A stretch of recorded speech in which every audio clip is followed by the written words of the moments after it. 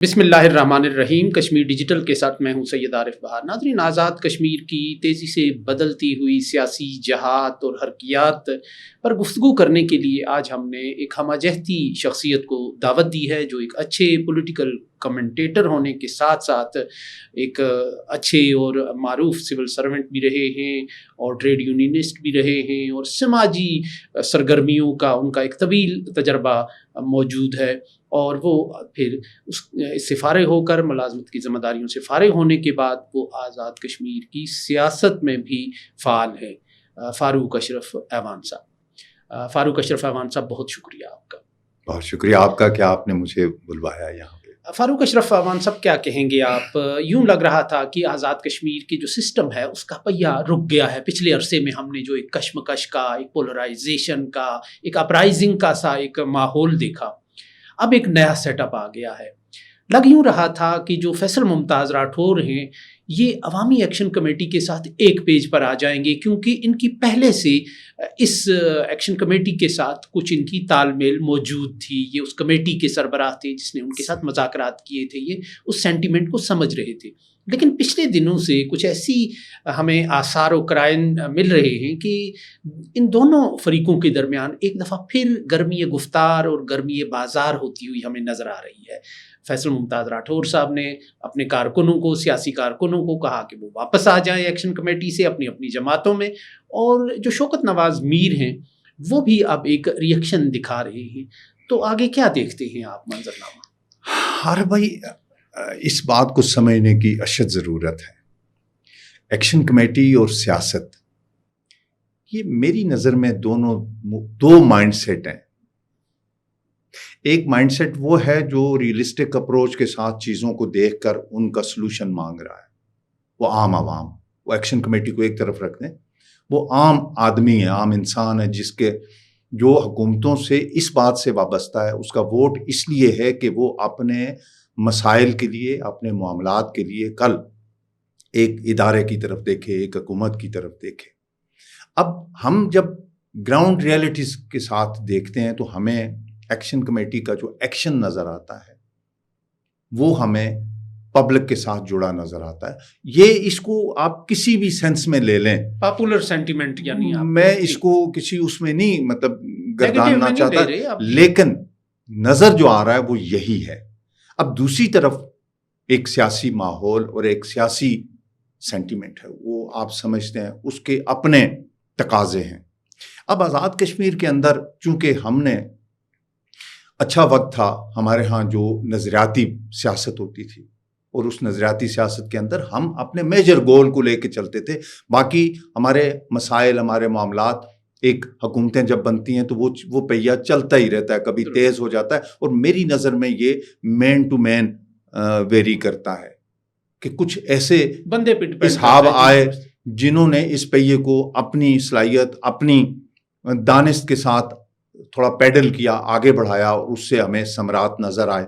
لیکن بہت سارے ایسی مثالیں ہمارے پاس موجود ہیں جن میں ہم نے دیکھا کہ یہ پہیہ جو ہے یہ صرف دکھانے کو ہے، باقی معاملات ادر دن چلتے رہے اور یہ حکومتیں آتی جاتی رہیں۔ لیکن ہماری اس کو میں شومِ قسمت کہوں گا کہ گزشتہ 2.5 دہائیوں سے جو آزاد کشمیر کے اندر سیاست اور ریاست کے ساتھ جو ایک تال میل ہونا چاہیے وہ ہمیں نظر نہیں آ رہا۔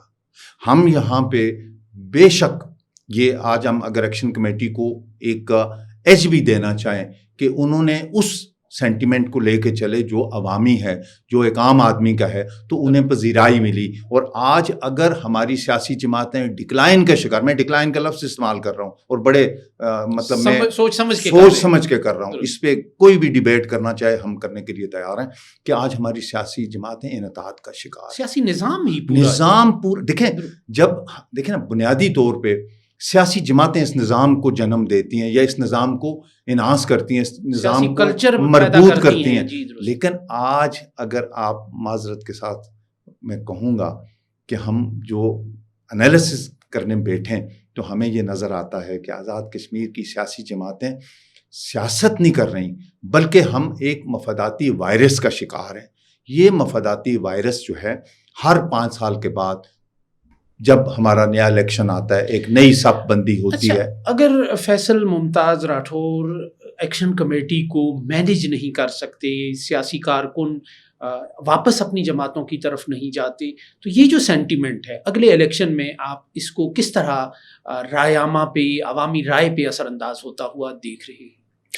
دیکھیے سر، گزشتہ عرصے سے ہم دیکھ رہے ہیں کہ کچھ جماعتوں کے اندر بڑی تیزی سے الیکٹیبل بھاگ کے جا رہے ہیں، اور میں یہ سمجھتا ہوں کہ یہ روش جو ہے یہ کسی بھی طرح ریاستی سیاست کے لیے اور ریاست کے لیے خصوصاً یہ ٹھیک روش نہیں ہے کہ ہم 100% مفادات کے اوپر اگر اپنی سیاست کو لے کے جائیں گے تو ہم شاید اپنا وہ اصل گول جو ریاست کشمیر کی تکمیل یا اس کی ایک یگانگت، اس کی ایک یکجہتی، اس کا ایک آؤٹ کم جس کے لیے یہ ساری بنیاد رکھی گئی بنا ہے، ہم اس سے انحراف کرتے ہوئے نظر آتے ہیں.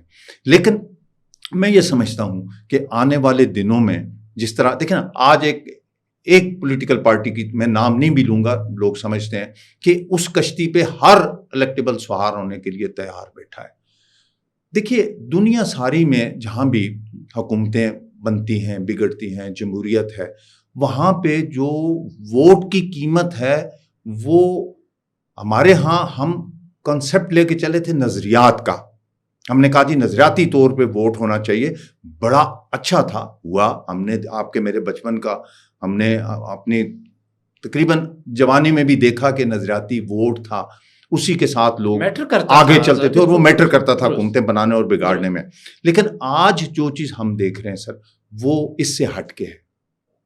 آج ہم نے اب دوسرا جو تھا، ایک تو میں نے کہا نظریاتی، ایک ہوتا ہے منشور کے اوپر ووٹ لینا. دنیا ساری کی سیاست کو اگر آپ دیکھیں یا حکومتیں بنتی بگڑتی دیکھیں. میں آپ سے یہ پوچھوں گا کہ اگلا الیکشن کا سال ہے اور آپ کا چونکہ ایک یوتھ کا آپ کا ایک طویل تجربہ رہا ہے آل پاکستان یوتھ فیڈریشن کے صدر کی حیثیت سے، اور بہت سے حوالوں سے آپ یوتھ سے جڑے رہے ہیں، اس سینٹیمنٹ کو سمجھتے ہیں آپ.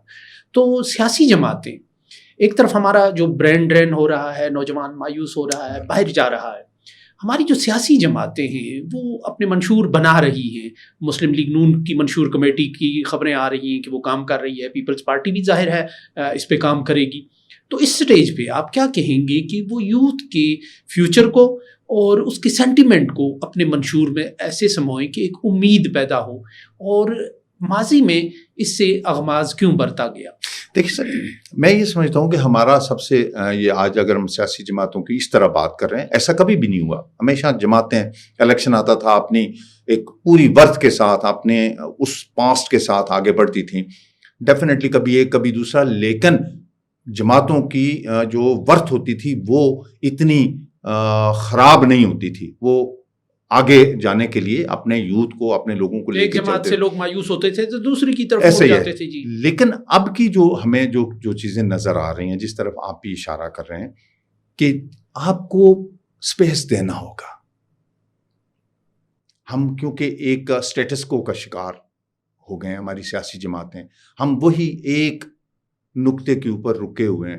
سب سے پہلے یہ ابھی منشور کی آپ بات کر رہے ہیں، تو میرے خیال میں ہمارے پاس تو بہت کم وقت ہے. ہم کیسے منشور بنا کے اس منشور کو امپلیمنٹ کریں گے، اس کی عوام تک پہنچانا بھی ہے، اس کے ثمرات کے اوپر ہم نے ووٹ لینا ہے. تو میرے خیال میں ہم بہت دیر ہو چکی ہے. لیکن اس کے باوجود اگر ہم سنسیئر ہیں تو ہمیں نظریاتی سیاست کو ایک طرف اگر ہم رکھ دیتے ہیں، کوئی بات نہیں ہے، ہم منشور کی سیاست پہ آ جاتے ہیں. اور آج وقت کا تقاضا بھی ہے کہ ہم منشور کی سیاست کو ترویج دیں، وہ آگے بڑھائیں اس کو. اس کے لیے بہت ضروری ہے کہ آپ کو اپنے نوجوانوں کو کشن دینا ہوگا، امید دینی. دیکھیں امید سے بھی شاید ہم معذرت کے ساتھ ہم بہت آگے نکل گئے ہیں. اب امید سے بات نہیں، ہمیں پریکٹیکلی عملی طور پہ ان نوجوانوں کو ساتھ رکھ کے آگے لے کے آنا ہوگا. ان کی اوپر ذمہ داریاں ڈالنی ہوں گی. آپ اس کا رزلٹ دیکھیے گا. دیکھیں تحریک آزادی کشمیر کے اندر اگر ہم تھوڑا سا دونوں معاملات کو ساتھ ساتھ لے کے چلیں تو ہمارے نوجوان نے دنیا کو دکھایا. اور آج بھی ہم سارا کچھ جو کچھ کر رہے ہیں، وہ کوئی ایک آپ کا بزرگ، مجھے کوئی ایک گن کے کسی ایک تصویر کے اندر کوئی بزرگ دکھا دیں. بزرگوں کا اپنا کام ہے، وہ اپنے کام پہ لگے ہوئے ہیں. لیکن ہمارا نوجوان آج فیلڈ کے اندر ہر فورم کے اوپر، وہ جہادی فورم ہو، وہ کہیں سفارتی ہو کہیں ڈیبیٹ ہو، وہ ہر جگہ مزاحمت کا محاذ ہو، نوجوانوں نے ہی ایک تاریخ رقم کی وہ موجود ہے. آج اگر آکسفورڈ کے اندر بھی ڈیبیٹ ہوتی ہے تو آپ کا نوجوان جا کے وہاں جا کے اپنی بات کر رہا ہے. تو میرے خیال میں اگر ہم اپنے ریاستی نوجوان کو، آزاد کشمیر کے نوجوان کو اگر اپنے ایک ذمہ داری کے ساتھ اس کے کندھوں کے اوپر یہ بوجھ رکھیں کہ وہ آنے والے وقت میں، چونکہ دیکھیے یہ ایک مطلب اس سے آپ انحراف نہیں کر سکتے کہ آنے والے وقت نے انہی نوجوانوں کو اٹھانا ہے، انہی کندھوں نے لے کے آگے ساری ریاست کو، آپ کی سیاست کو، آپ کے کشمیر ایشو کو لے کے چلنا ہے. تو ہم ان پہ کیوں اعتماد نہیں کر رہے؟ ہمیں ان پہ اعتماد کرنا چاہیے. ہماری ریاست اسی وقت مضبوط ہو سکتی ہے جب اس کا نوجوان اس کے ساتھ جڑا ہوگا. آپ نے ایک بڑی اہم بات کی یہاں پہ کہ ہمارا جو برین ہے وہ اس وقت ڈرین آؤٹ ہو رہا ہے. سر یہ چھوٹا معاملہ نہیں ہے. ریاست کے اندر میں پاکستان کی بات اس لیے نہیں کروں گا کہ وہ بڑا حجم ہے، شاید وہاں پہ اتنا فرق نہ پڑے، لیکن میں گزشتہ آپ کو 3-4 سالوں کی ایک اگر آپ کہیں تو میں آپ کو رپورٹ دے سکتا ہوں جس میں آپ کا بہت ٹیلنٹڈ نوجوان اس وقت دنیا کے مختلف ممالک میں بیٹھا ہوا اس آس پہ ہے کہ اس کو وہاں نیشنلٹی ملے گی اور اپنی ریاست سے وہ چلا جائے گا.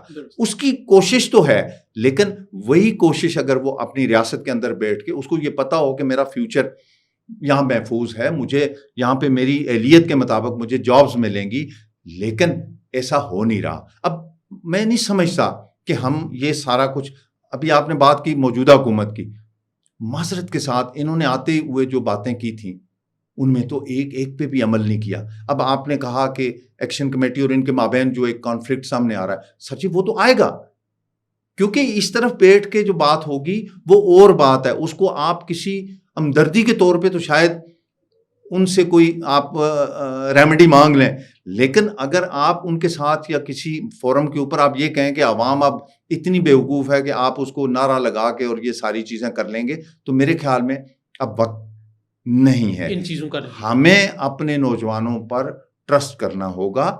ہمیں منشور کے اندر ان کو اتنی اہمیت دینا ہوگی کہ جب ایک عام بچہ ہمارا نوجوان جب اس منشور کو پڑھے تو وہ منشور کے اوپر فیصلہ کرے کہ یہ جماعت میرے لیے ٹھیک ہے، میرے ساتھیوں کے لیے ٹھیک ہے، میرے فیوچر کے لیے ٹھیک ہے، تب جا کے ہم شاید واپس اپنے راستے پہ آ سکیں. لیکن اگر یہ ان بٹوین والا معاملہ چلتا رہے گا تو بہار صاحب میں یہ سمجھتا ہوں کہ شاید آنے والے وقتوں میں جس ریپڈ چینجز آپ نے دیکھی ماضی میں، ایک پرائم منسٹر، دوسرا پرائم منسٹر، تیسرا پرائم منسٹر، تو میرے خیال میں یہ ساری چیزیں ہمارے بس میں نہیں رہیں گی. پھر شاید ایکشن کمیٹی، پھر اس کے بعد شاید کوئی اور یہ چیزیں، یہ سلسلہ چلتا رہے گا، دراز ہوتا رہے گا. تو آپ کہاں دیکھتے ہیں پھر اس کا حل کیا ہے؟ دیکھیے حل تو بڑا آسان ہے.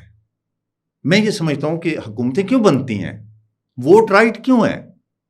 آپ کے مسائل حل ہوں، میرے مسائل حل ہوں، میری ریاست کے لوگوں کے مسائل حل ہوں، تو ہم اس طرف کیوں نہیں جا رہے؟ یہ بڑا عجیب لگ رہا ہے کہ اس وقت آپ کے میگا پروجیکٹ سارے رکے ہوئے ہیں.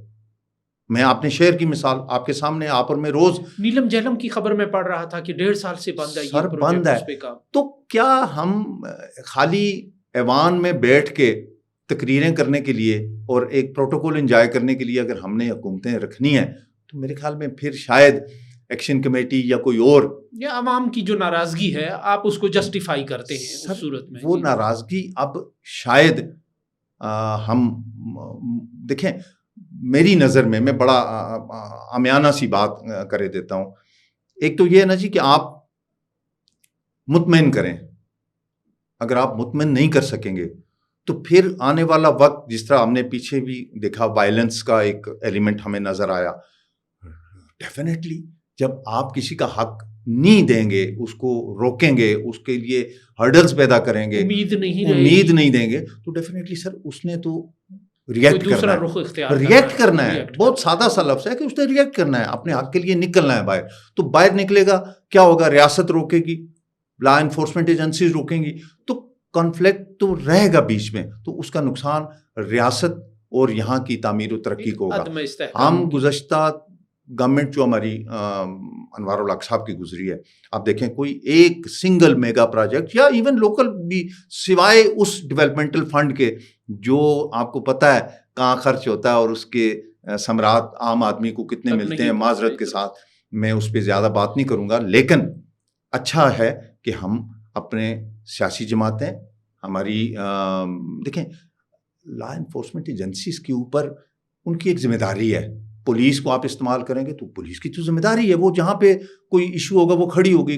ہمارے دوسرے ادارے جو ہیں وہ اپنی اپنی جگہ پہ مدد لیں گے آپ تو وہ سر کریں گے. ان کا کام مدد کرنا ہے، ان کا کام آپ کو سیدھا کرنا، یا وہ آپ ہمیں تو آ کے سیدھا نہیں کریں گے نا. حکومتی سیٹ اپ کو سیاستدان نے چلانا ہے اور سیاستدان ہی چلائے گا، باقی ادارے اس کے ساتھ ہیں. جہاں بہتری کی گنجائش ملتی ہے، میں یہ سمجھتا تھا ذاتی طور پہ کہ نوجوان آدمی ہیں، راٹھور صاحب آئیں گے اپنے آفس میں ایک بستر لگائیں گے، وہاں کہیں گے جی کہ ایک ٹاسک فورس بنا دی کہ اپائنٹمنٹس کہاں کہاں کر سکتے ہیں لیگلی، ہم کون سے میگا پروجیکٹس ہیں جن کو ہم کمپلیٹ کر سکتے ہیں یا مزید ہم لگا سکتے ہیں. تو وہ ٹاسک فورس ان کو آ کے اپنی مہینے کے اندر رپورٹس دیتی ہیں، اس کے اوپر بیٹھ کے ہم کام شروع کر دیتے. تو میرے خیال میں ہم آگے جا سکتے بند گلی سے نکل سکتے تھے. لیکن فی الحال آپ کو اس کی کوئی صورت مجھے کچھ بھی نظر نہیں. بہت بہت شکریہ فاروق اشرف احمد صاحب. ناظرین، آزاد کشمیر کے معروف سیاسی اور ایک سیاسی تجزیہ نگار اور ایک معروف سیاسی رہنما فاروق اشرف احوان صاحب ہمارے مہمان تھے، جنہوں نے آزاد کشمیر کے آنے والے دنوں کے حوالے سے، سیاسی جماعتوں کی کمزوریوں اور کوتاہیوں کے حوالے سے اور نوجوانوں میں ایک نا امیدی اور مایوسی کے حوالے سے اپنے بڑے معنی خیز خیالات کا اظہار کیا. سو اس کے ساتھ ہی اجازت دیجیے. اللہ نگہبان.